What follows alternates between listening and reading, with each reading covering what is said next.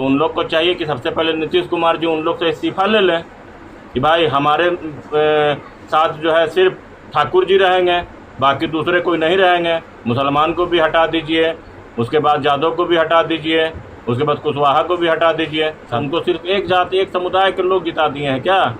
उनको कहीं ना कहीं मुसलमान का भी कुछ वोट मिला होगा, 2-4% ही मिला होगा 2-4% यादव का भी मिला होगा, ज्यादा हो सकता है, लेकिन किसी एक खास जाति का तो वोटर नहीं मिला होगा। तो ऐसा कहना। मैं आफ्ताब और आप देख रहे टाइप तक। देखिए इस वक्त हमारे साथ जुड़ चुके हैं AIMIM के प्रदेश यूथ सचिव नजमुल हुदा साहब। नजमुल हुदा साहब, सबसे पहले तो आपका स्वागत है हमारे चैनल टाइप तक पर। जी बहुत बहुत धन्यवाद आपका।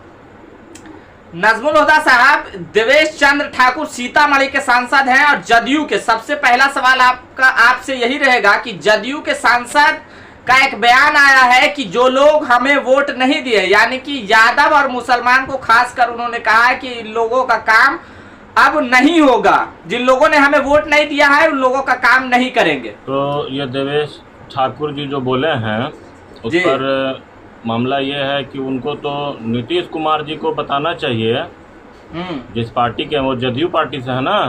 हाँ, जेडीयू से है। जेडीयू के सांसद ये कह रहे हैं कि मुस्लिम और यादव ने मुझे वोट नहीं किया, इसके लिए हम उसका काम नहीं करेंगे।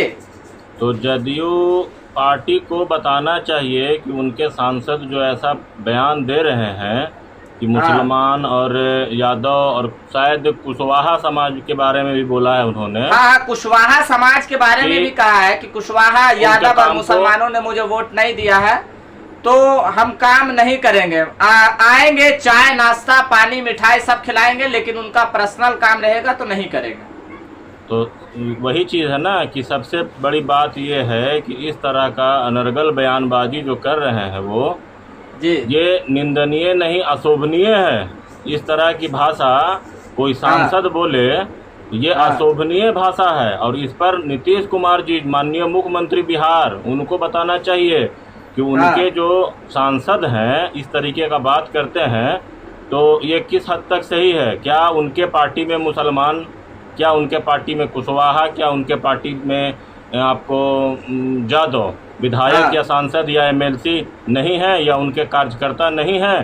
तो नहीं है तो और अगर हैं तो उन लोग को चाहिए कि सबसे पहले नीतीश कुमार जी उन लोग से इस्तीफा ले लें कि भाई हमारे साथ जो है सिर्फ ठाकुर जी रहेंगे, बाकी दूसरे कोई नहीं रहेंगे। मुसलमान को भी हटा दीजिए, उसके बाद यादव को भी हटा दीजिए, उसके बाद कुशवाहा को भी हटा दीजिए। सभी को हटा देना चाहिए।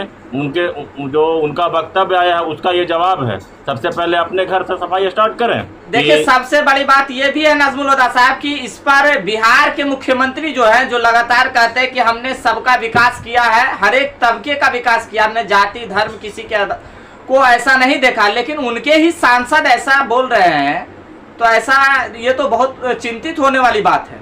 तो ये नीतीश कुमार के साख पर बट्टा लगाने का काम कर रहे हैं।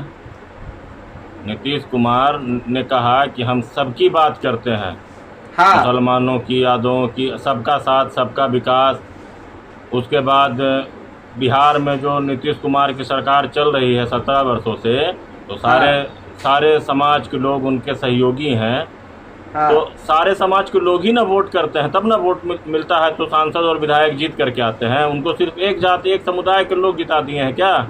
उनको कहीं ना कहीं मुसलमान का भी कुछ वोट मिला होगा, 2-4% ही मिला होगा 2-4% यादव का भी मिला होगा, ज्यादा हो सकता है, लेकिन किसी एक खास जाति का तो वोटर नहीं मिला होगा। तो ऐसा कहना ये संभव, ये मैंने पहले ही कह दिया कि इस तरीके का बयान का हम विरोध नहीं, बल्कि ये इनका जो बयान है वो अशोभनीय है। किसी तरीक़ा से इस बयान का समर्थन किया ही नहीं जा सकता है।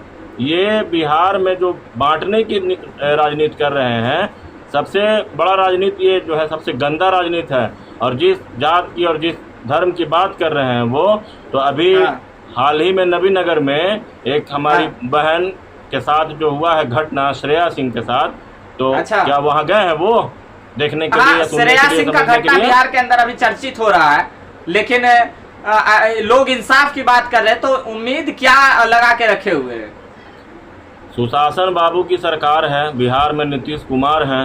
अब शासन और प्रशासन कितना चुस्त और दुरुस्त है वो तो शासन और प्रशासन की नाकामी साफ साफ झलक रही है। इससे पहले अभी घटना घटी औरंगाबाद में, एक खान साहब के साथ लिंचिंग हो गया औरंगाबाद में कहीं पर।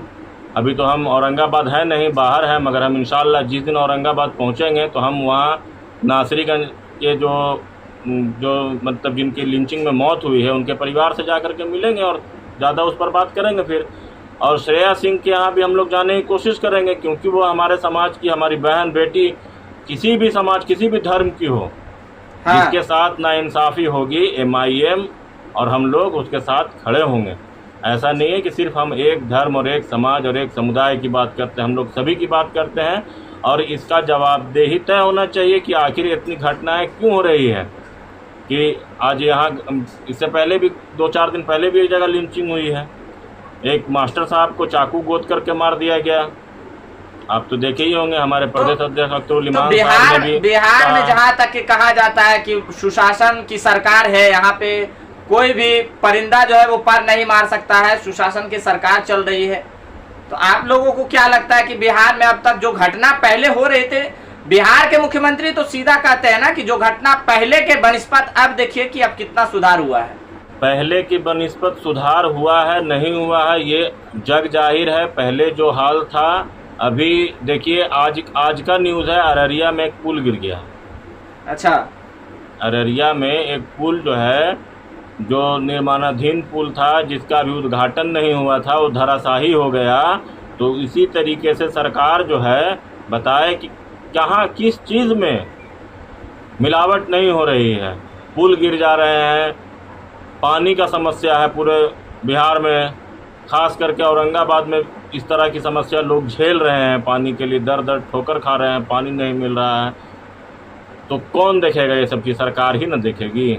श्रेया सिंह के साथ जो घटना हुआ, एक मॉब लिंचिंग हुई, उससे पहले नबीनगर में 4 लोगों को गोली मार दिया गया था। तो मामला कहीं न कहीं सुशासन बाबू की सरकार में ये सब फेल होता हुआ नज़र आ रहा है। नीतीश कुमार जी को इसकी नैतिक जिम्मेवारी लेने के साथ साथ इस पर कठोर कार्रवाई करना चाहिए। और हम तो कहेंगे कि नीतीश कुमार कुर्सी छोड़ दें, नहीं हो रहा इनसे। तो दोस्तों, अगर इस वीडियो को YouTube चैनल पर देख रहे हैं तो हमारे चैनल को सब्सक्राइब कर ले। अगर इस वीडियो को Facebook पेज पर देख रहे हैं तो हमारे पेज को फॉलो कर ले। कमेंट बॉक्स में अपनी प्रतिक्रिया जरूर दें। मिलते हैं अगली वीडियो में, तब तक के लिए जय हिंद, जय भारत।